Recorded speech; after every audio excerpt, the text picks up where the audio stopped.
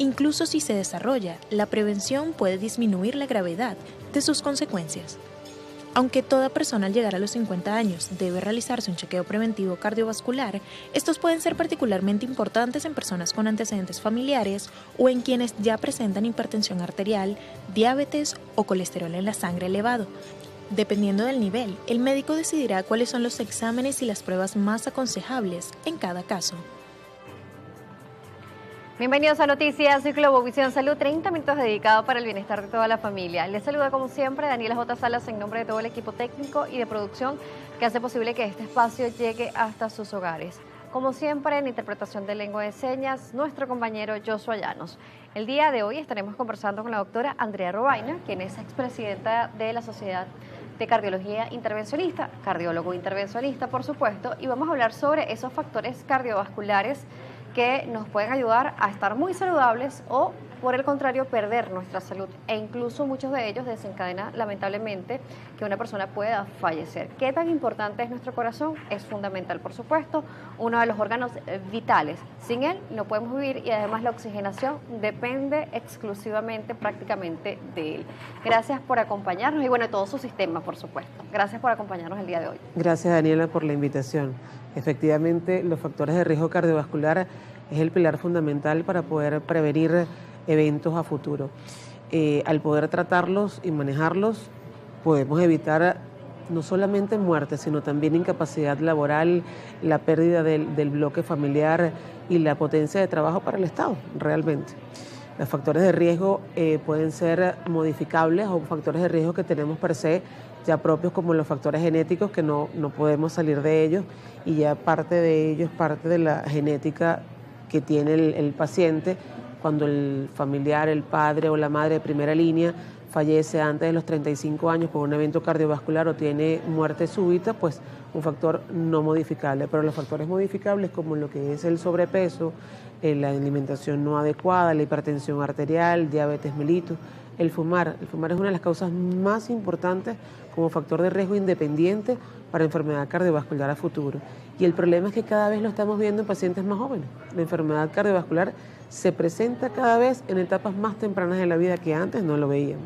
Ahora todo esto suma, el vapear también es un factor de riesgo que está parte de esto, y se consideran también la situación social, ahora se considera un factor de riesgo también cardiovascular, que se pudiera modificar junto con el estrés y el estado de ansiedad. Cuando hablamos de ese factor social, ¿a qué se refiere? Hablamos del tema de la alimentación, del ingreso económico en casa, y hablamos del factor familiar emocional, cuando hablamos de trastornos de ansiedad, depresión y el manejo que hay en el núcleo familiar. Ahora se considera un factor de riesgo. Entonces, ¿la salud mental y la salud cardiovascular están estrechamente ligadas? Totalmente de la mano. De hecho, fisiológicamente, el aumento de la frecuencia cardíaca por cualquier trastorno de ansiedad genera un aumento del consumo miocárdico de oxígeno y, por lo tanto, genera cambios en el corazón. Y si esto lo hace de forma permanente o perpetua, entonces comienzan los cambios que empiezan a verse de forma permanente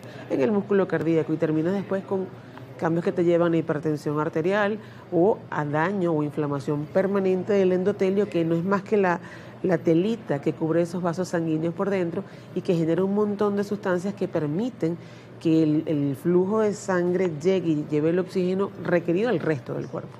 Entonces todo conlleva uno va de la mano de la otra. Realmente tenemos que cuidarnos no solamente en la alimentación, en los ejercicios, en no tener enfermedades, sino también cuidar nuestra salud mental. Claro, ese vínculo mente-corazón, sin duda alguna. Totalmente.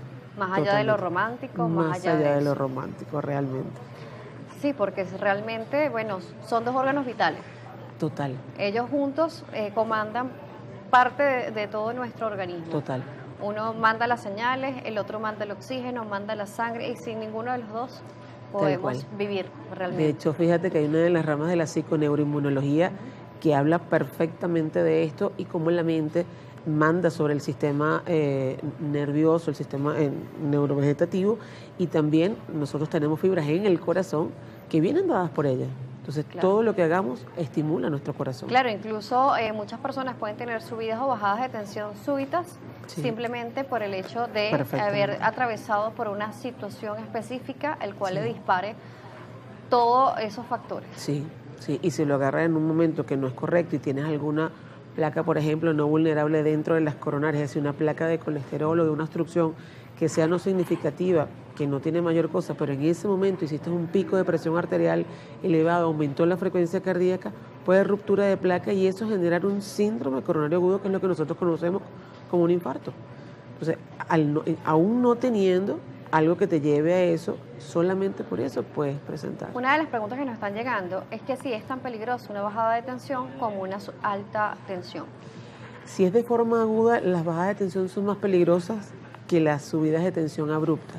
Las subidas de tensión generalmente son pacientes hipertensos crónicos que vienen con el tiempo manejando de forma progresiva estos valores de presión arterial y que en un momento se hacen evidentes, es decir, el paciente lo nota en una consulta o de repente hace algún síntoma asociado o aparece enfermedad cerebrovascular, alguna cosa en particular, pero las bajadas de tensión abruptas sí pueden generar un fallo importantísimo del flujo sanguíneo al resto de los órganos y pone al resto en un estado de alerta y hace que ciertos órganos como la piel, como el resto, recojan toda la sangre que tienen para llevarla a sección central. Es mucho más grave una bajada de tensión aguda que una crisis hipertensiva. Wow, sobre la bajada de tensión nos está preguntando sobre la utilización de sal, si eso es lo que nos ayuda a subir.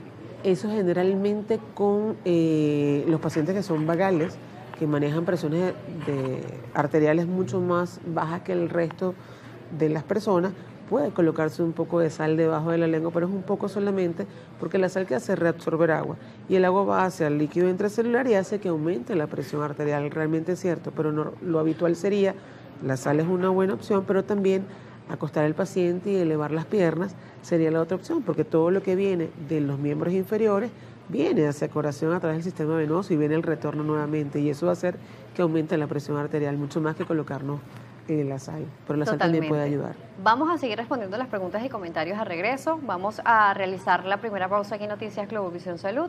A regreso la doctora Andrea Robain, expresidenta de la Sociedad Venezolana de Cardiología Intervencionista, nos sigue acompañando, así que no se aparte de la programación, nuestras redes activas, @salud_gb,